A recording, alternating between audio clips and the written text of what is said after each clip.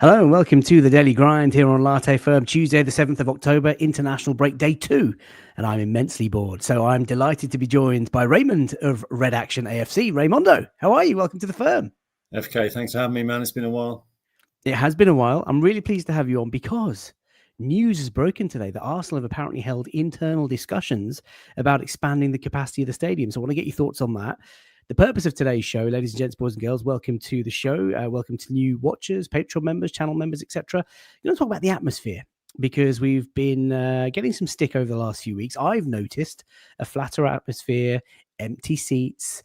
I want to talk to you about, what the club have been up to in terms of balloting and ticket pricing, and tourists are getting a lot of the flack at the moment. I want to get your thoughts on that. And just generally, Raymond, I know you're very close to the club and you're in dialogue with them regularly about things that we can do to improve the match day experience and the atmosphere. So I want to get your thoughts on that. I want to invite people in the chat to give us their thoughts as well. And then we've got to talk about that Tifo from last season, the PSG game. So if you're game for that, we'll do that.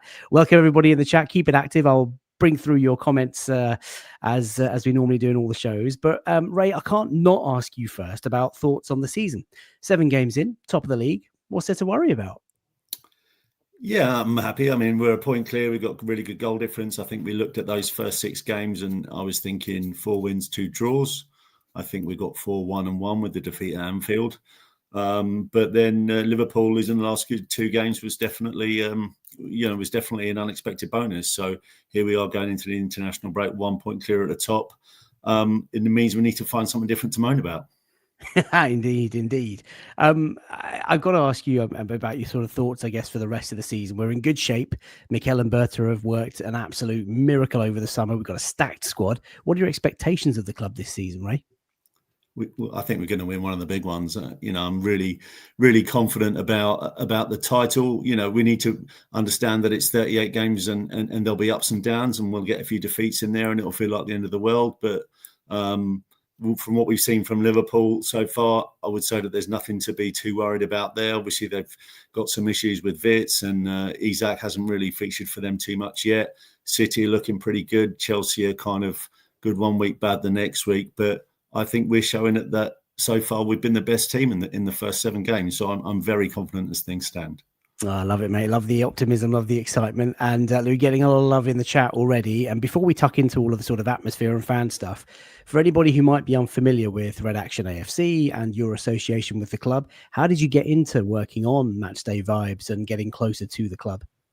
So it goes back to the Highbury days, really, when Highbury was known as the library for a reason, and there was just an opportunity to try and change that. So it is more than 20 years ago now when I started getting involved in stuff like that, and just getting together with some like-minded fans and trying to make things better and really building a relationship with the club and working very closely with them. You can't go in there and tell them exactly what you want to do, and then they bend over to that. It's not reality. So you have to kind of find that sweet spot, build relationships, work on what you can do, budgets, safety restrictions, all that kind of stuff that are actually really important that maybe the people in the stadium on match day don't know.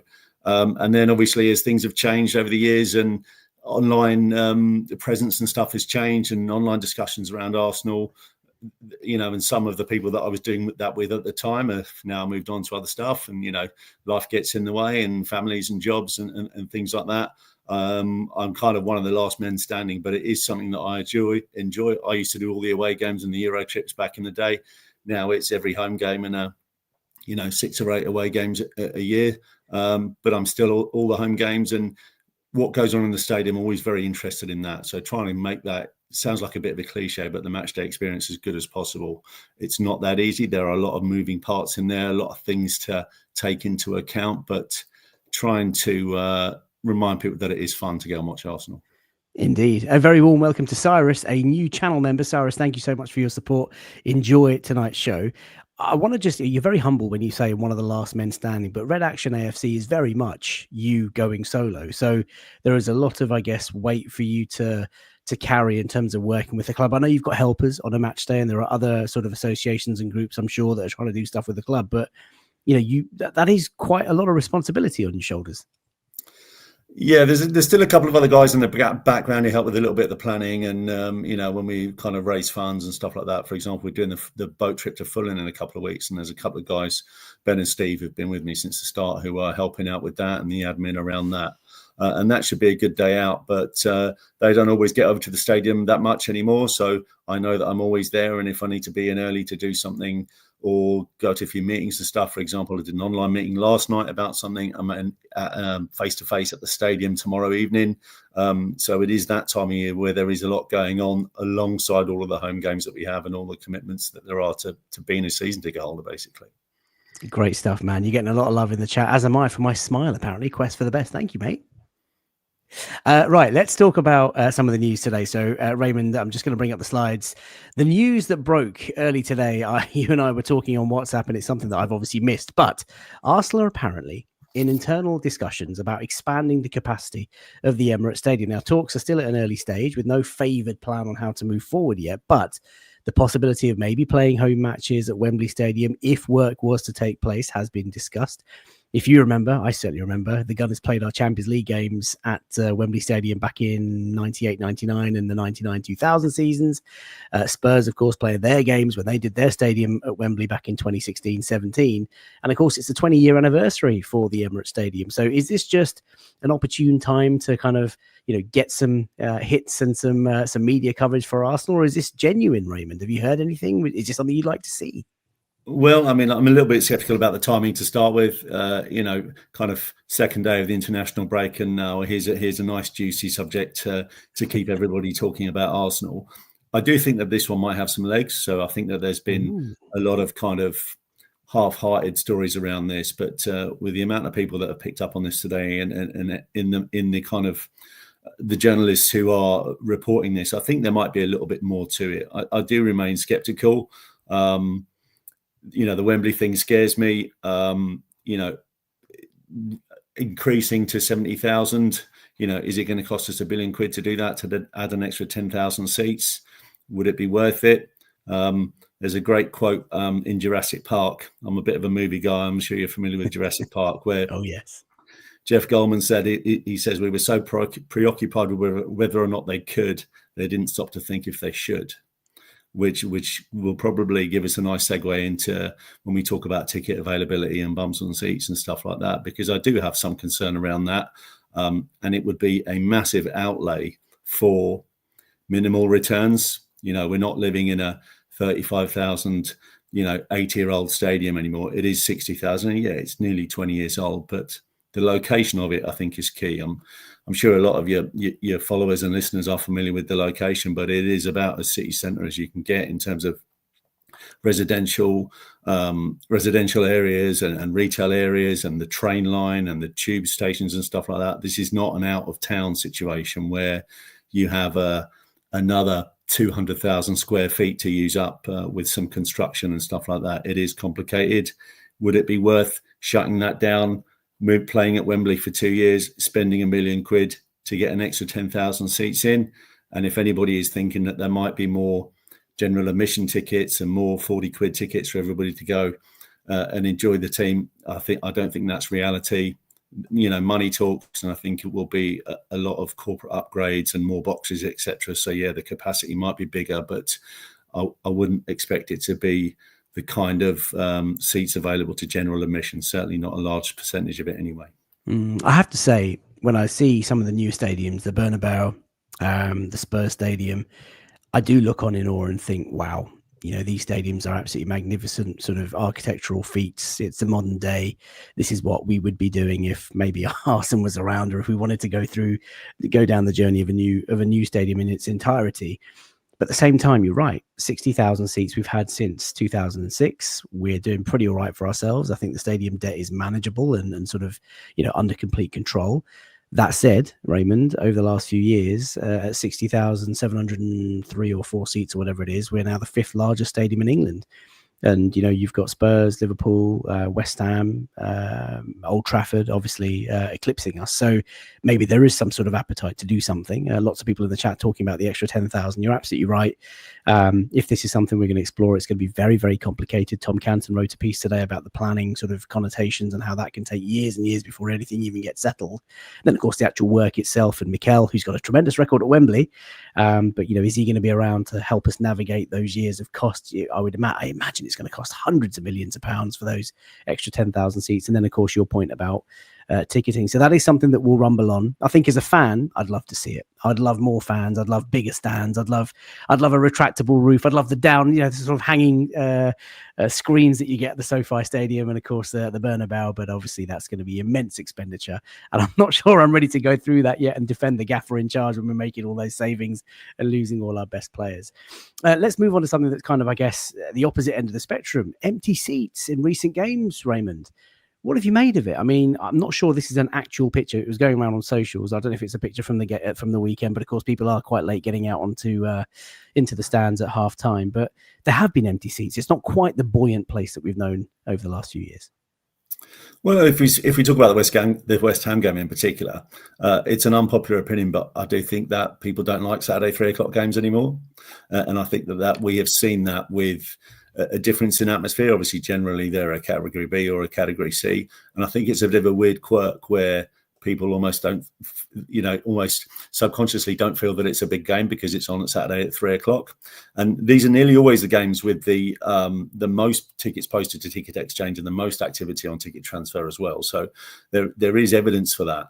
And I would definitely say that we felt that in the stadium on Saturday, and tickets were available right up until cut off 3 hours before kickoff on Ticket Exchange and Ticket Transfer, and a lot of that was obviously second season ticket holders who decided to post their ticket for sale. So a lot of those were snapped up if you posted it a bit too late, or it didn't get purchased, and people just maybe decided not to go along. Obviously, that photo needs a bit of context, exactly what time it is. It could be 10 minutes before kickoff. It could be at half time. So always careful not to kind of read too much into those. But has been a bit of a thing in terms of Saturday 3:00 kickoffs, in my opinion. And it seems a bit of a weird segue from talking about extending the stadium due to massive ticket demand to then straight away going into discussions around empty seats. It remains a fact that the final 6 league games of last season were opened up to all members, whether you entered the ballot or not. Okay, so I do think that there is a bit of a myth about ticket demand being absolutely off the scale. I do think it is overstated unless the team are doing exceptionally well. We reflected earlier on how well we're doing so far this league season. If we get to April or May and we're 4 points clear with 8 to play or whatever, there won't be a spare ticket going.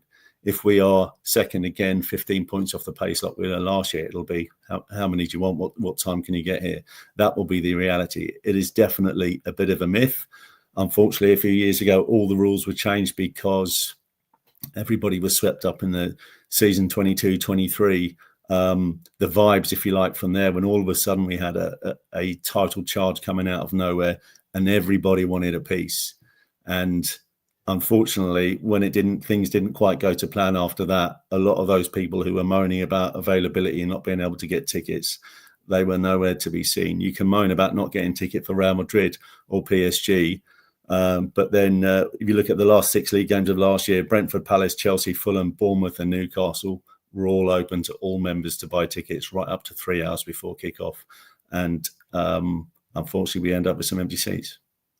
Yeah, listen, I also think it's quite circumstantial. It depends on where you are in the season, time of year. I mean, look, we're just coming into autumn. There is obviously, let's not forget, economy's in a complete mess at the moment, complete crisis. Christmas is just around the corner. And like you say, lots of games, Category A games, Champions League is back. Cup games are going to come thick and fast. So people are potentially being a bit cautious with money. Lots of noise about ticket exchange. In your opinion, is it as efficient and as slick as the exchange could be? Are you talking to the club about developments to the platform? I mean, it's absolutely riddled with bots, but unfortunately, this is the way of the world. Any kind of concert ticket or any other high-profile event that you want to buy tickets for, you're going up against essentially organised crime and all the bots and everything to cream off the money from there. So I do think that they do about as good job as they can do in terms of cancelling memberships and investigations and stuff. The Arsenal website is still a bit of a nightmare, and you're logging into there to try and buy tickets for something, and it will say, sorry, we're down due to planned maintenance or something, and people who buy away tickets regularly get frustrated at that. I think they are doing the best they think they can. I think there would always be room for improvement. They are partnered with Ticketmaster, obviously, who are the absolute behemoth of kind of event ticket sales. So they need to lean on them as their partner and try and root out these bots. And, you know, it's all these fake memberships, basically, which are buying up the tickets and then selling them on. There's no more PDFs anymore. There's no printouts or anything like that for almost all of the tickets. So there are digital ways around it. But I think Arsenal are working hard on it, but they can always work harder, in my opinion. Yeah, absolutely. And listen, we've talked about sort of ticket availability and the exchange. Tourists have taken a bit of a knock, and I didn't know who to sort of pick on. So I thought these two mugs. I guess the thought here is, you know, we've talked about pricing. We know that Arsenal are very expensive. We know that we're in the capital of London. We are going to attract the, you know, simple economics, right? Demand and supply. But tourists have taken a lot of bashing recently, Raymond, because the atmosphere seems flat and because maybe there are new faces at the stadium. Is it down to that, the influx of tourists coming to games as first timers and sort of, you know, maybe sort of deliberating on snacks rather than watching the game? Is it that they're there for the experience and there for take photos and footage of players that they may not see on a weekly basis? I mean, I think it's really harsh. What are your thoughts? Tourists are always a scapegoat, and it's always wildly inaccurate, if you ask me. We've got 40,000 season ticket holders here, and in theory, it's the same people in the ground every week. The percentage of tickets that are available on via ballots and silvers, reds, etc., is very, very low in terms of it being a number that would affect the match day atmosphere. Unfortunately, long-term season ticket holders, the people who are there every week, the people who take it for granted, and maybe the people who have been going for a bit too long and don't really get any enjoyment out of it anymore, they are the same faces. They're the people who will turn up 10 minutes late, spend 30 minutes in the bar at half-time, nip out before the end to miss the traffic. If you are a quote-unquote tourist and you're in London for the weekend and you've probably paid through the nose for a ticket to go and watch Arsenal, you're not going to just watch 70 minutes of it. You're going to sit there and engage yourself on every single minute of it. So tourists are always such an easy target, but I will always defend whatever that is, you know, against or whatever a proper fan is. It's the people who go there every week who do take it for granted a little bit. And then we see games like West Ham where they're not particularly engaged. There will be the other side of the coin. You know, we won't be having this conversation about atmosphere a couple of days after the North London derby under the lights in November. I can absolutely guarantee you that. Arsenal fans can do it, and that stadium will be rocking when it needs to be. The reality is, over a long season, there will be ups and downs. West Ham was a down in terms of atmosphere, but we'll have some huge games before the end of the year when that stadium is going to be absolutely bouncing. Yeah, indeed. Thanks for the compliments on the pick, 88 miles an hour. This is one of Hector's productions. He's caught Yembele and I talking, I think, maybe before a game. I'm hoping before a game. This is certainly not us paying attention to the football.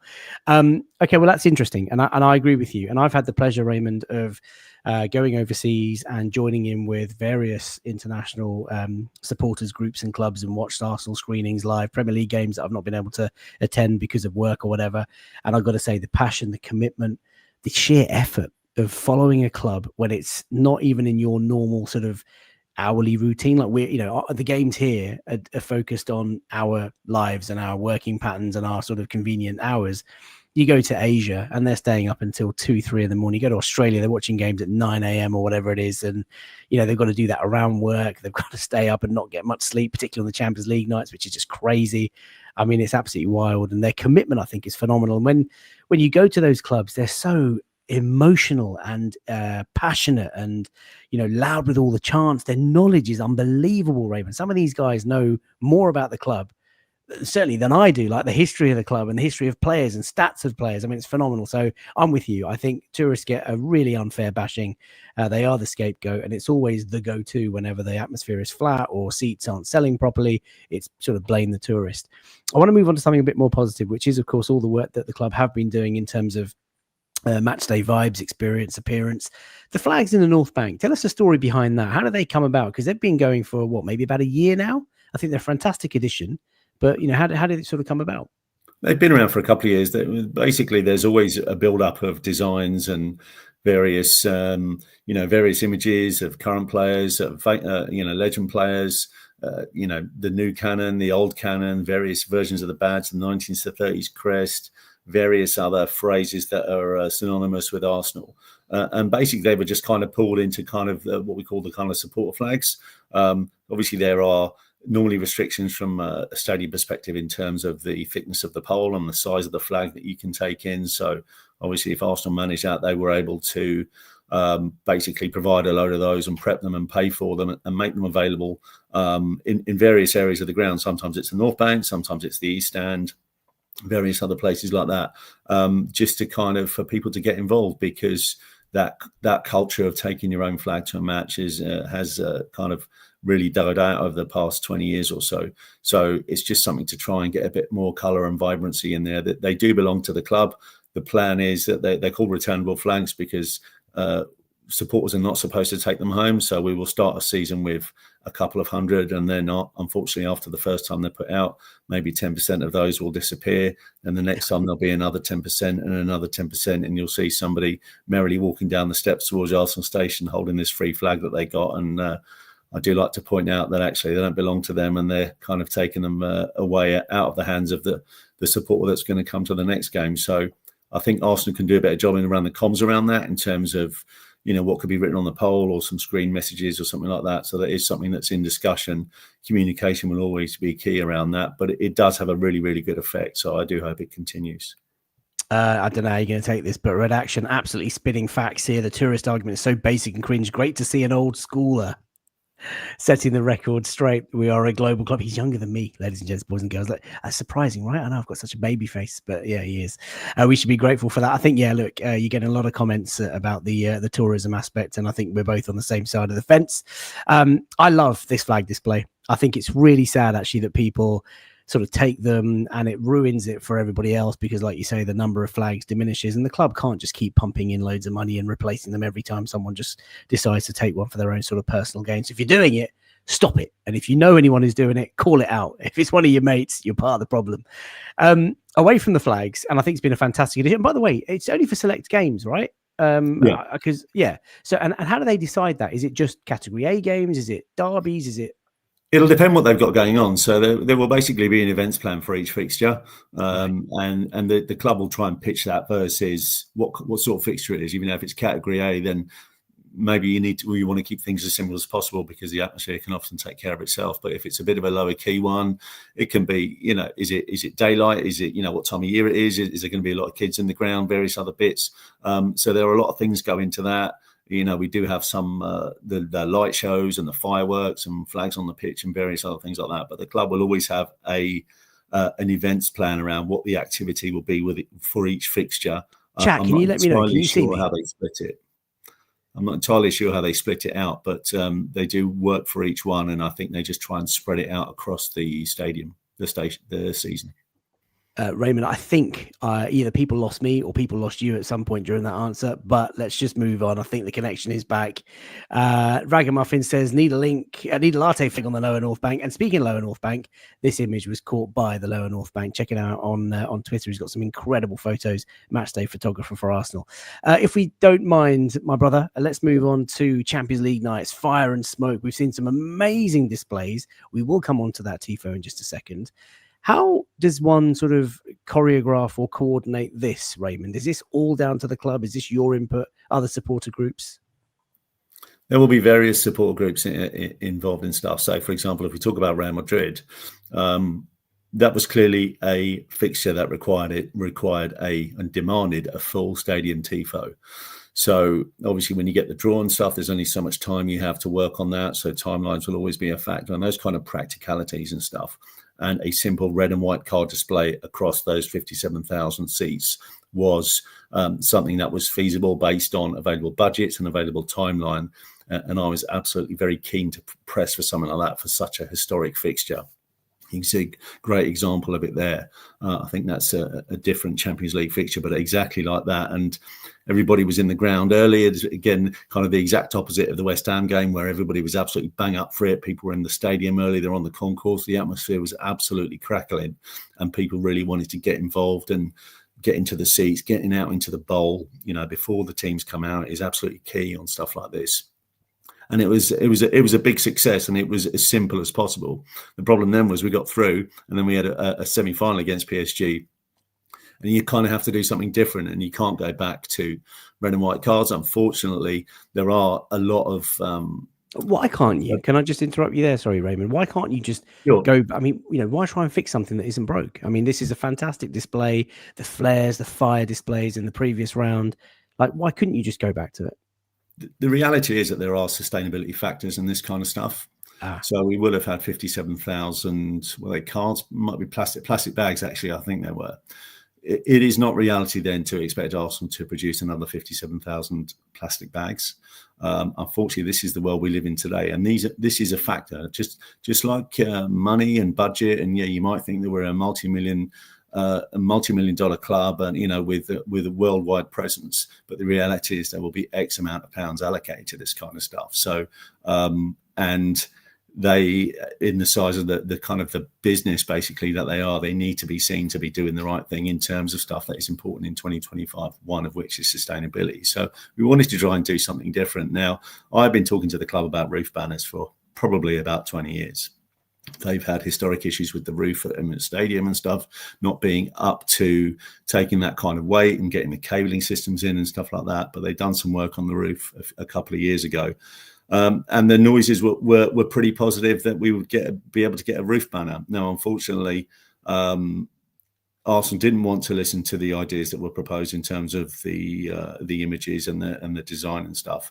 And unfortunately, the club thought that they knew better in terms of design, scale, and also execution. But unfortunately, it all ended up very much below expectations. And it is basically the meme that will live forever. So every time there is a Champions League match on anywhere in Europe, and there's a team that's doing a fantastic home end display, and it'll be, well, this is version 1. And here, look at Arsenal's one from last summer. Isn't this hilarious? Aren't they pathetic? And Arsenal have got to own that. And I think straight away they knew it, because they went into damage control straight away.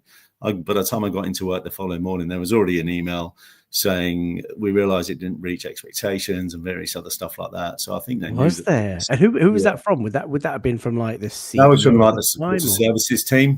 Right. But then I did go to an end of season event, and Rich Garlick, obviously, who's now even more senior than he was then, he did speak to it as well, and he did say that it didn't go to plan and it did not meet expectations. So they definitely know that they messed up there. My point was, on nights like that, which is basically our biggest home game for 20 years or whatever it was, you have to let the supporters set the temperature. And that corporate nonsense there of kind of the kind of half-assed cannon, not even a full badge. The execution was terrible. The size wasn't big enough for where it was. It was all a bit of a disaster. So we now need to get a proper display to wipe away the memories of that and to try and kill off that meme. So they have been better at listening this season. Personally, I've already attended 3 separate meetings on this kind of stuff. Talk is cheap. They often do this. They say, yeah, we're going to do this, we're going to do that. We've got X amount in the budget. And I've kind of ended every meeting so far with kind of show me the money, because talk is cheap and you can show me all the PowerPoint slides you like. But unless we're going to kind of delete the memory of PSG, that's going to haunt us. So, hopefully in some high profile fixtures coming up pretty soon, there will be some really good activities within the stadium. I can't wait to see it. I mean, I remember this moment vividly, Ray, and I remember being in the North Bank, and I see you before games, and I often wave at you and you completely blank me, obviously because you're just in the zone, right, with your sunglasses on, all Top Gun. But you're always doing so much hard work, you and so many others that sort of join you. And I remember when this was unfurled and it was sort of coming down, I was really excited. I was like, oh, I wonder what the club are going to do. Massive game.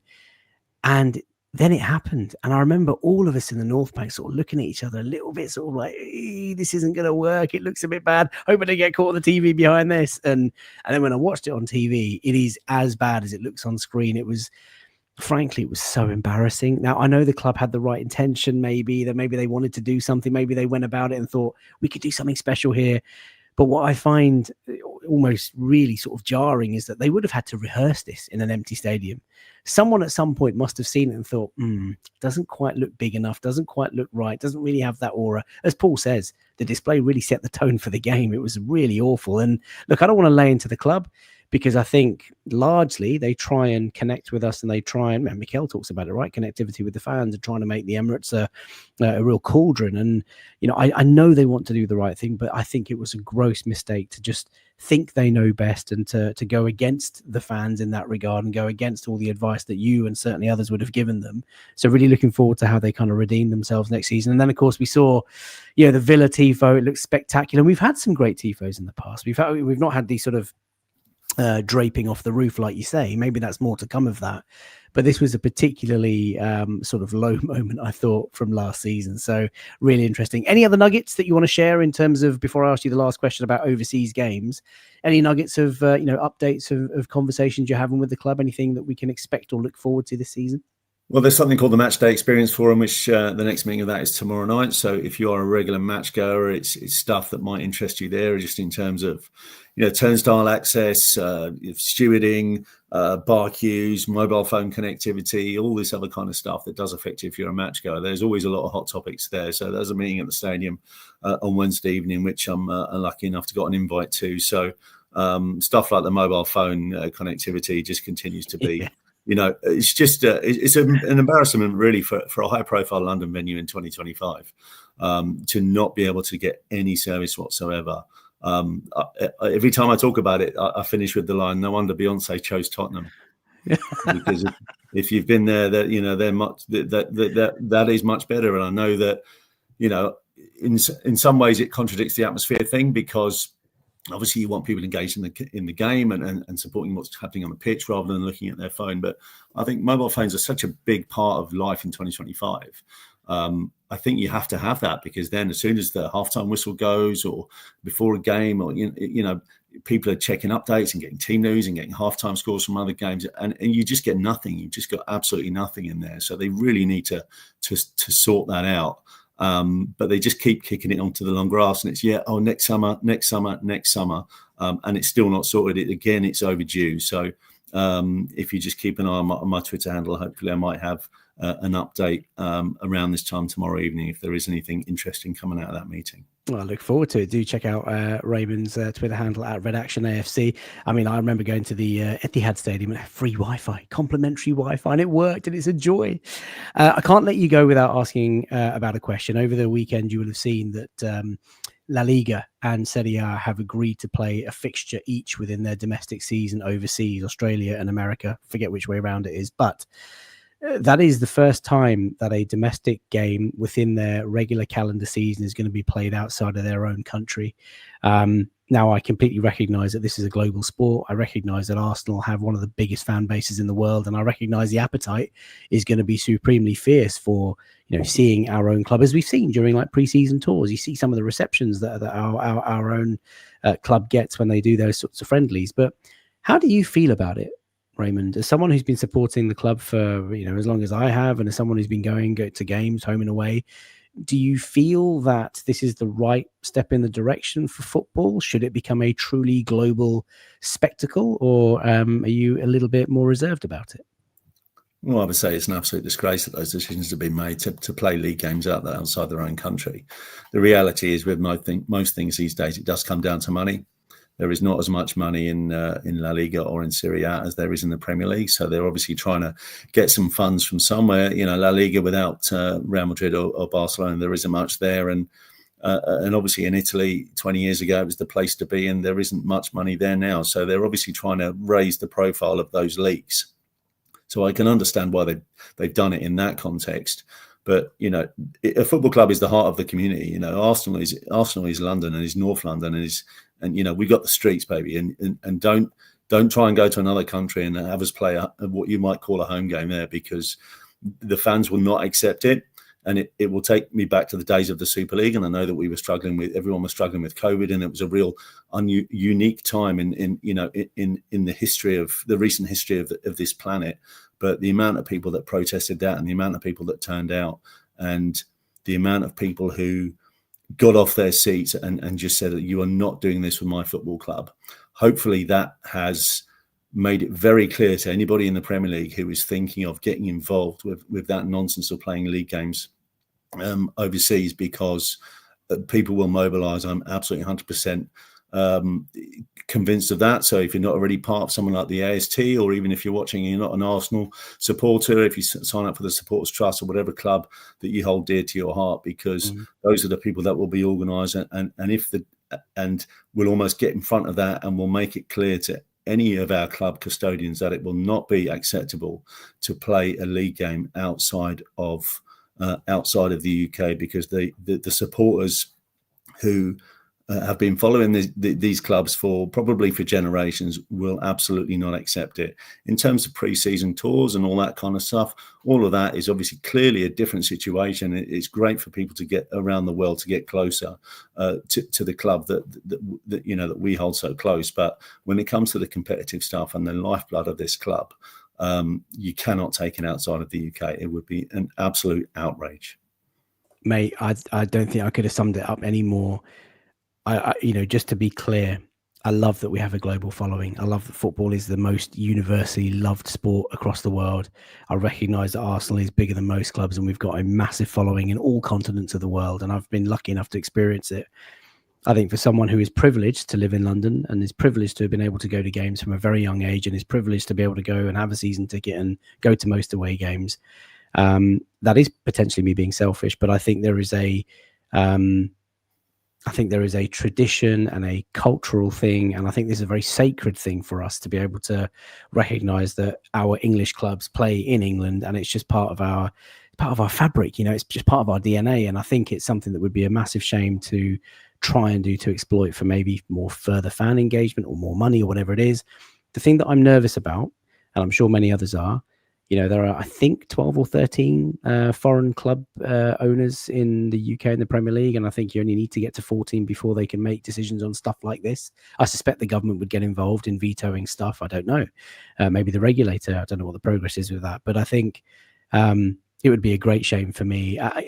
You're right. Pre-season friendlies, Community Shield, rename it the English Super Cup, chuck that out in Miami, maybe play it out in a big fixture, big time of year in Africa or Australia or whatever. But like the Premier League, it just doesn't sit right with me, mate. You're welcome to come from wherever you want. It's not where you're from, it's where you're at. But Arsenal play in London and play in North London, so everybody's welcome, but you got to come to us, not the other way around. That's it. Right, that's been really good fun. Listen, there are hundreds of you watching live on YouTube. If you've enjoyed the content for the first time, please do, of course, subscribe to the channel. Get involved in the chat. Let me know what you think. Should Premier League games be being played overseas? What can Arsenal do to improve the atmosphere? Any comments that you have, if you're watching this on demand, I will share with Raymond after tonight's show. He is obviously in regular contact with the club. I am very much looking forward to, Raymond, all the ideas that we have this season. And may I say thank you on behalf of everybody watching, and of course everyone that I know in the North Bank. We really appreciate all your efforts and the collective efforts of you and the gang, because it makes a difference, mate, honestly. And I know, I got to massage your ego, mate. I tell you this in private as well, but I want it just for the record. I think you're a fantastic energy that you bring to the club, and you really make a difference on a match day, and it's massively appreciated, man. So I appreciate you. And your birthday is coming up, so have a fantastic birthday this week. Enjoy the time with your family. And if anybody wants to follow Raymond on socials, he is available at Redaction AFC. Closing thoughts, Raymond? Anything you want to say to the fans? Well, just good luck to everybody for the rest of the season. Don't forget to enjoy yourself. I know the expectations are high and the pressure is there to win every game. And it's the worst thing in the world when we lose a game. But, following a football club is supposed to be fun. So don't forget to enjoy yourself. That would absolutely be my recommendation. Sound advice. Listen, look after yourselves. Take care. Sleep well. We will see you tomorrow. Bye for now.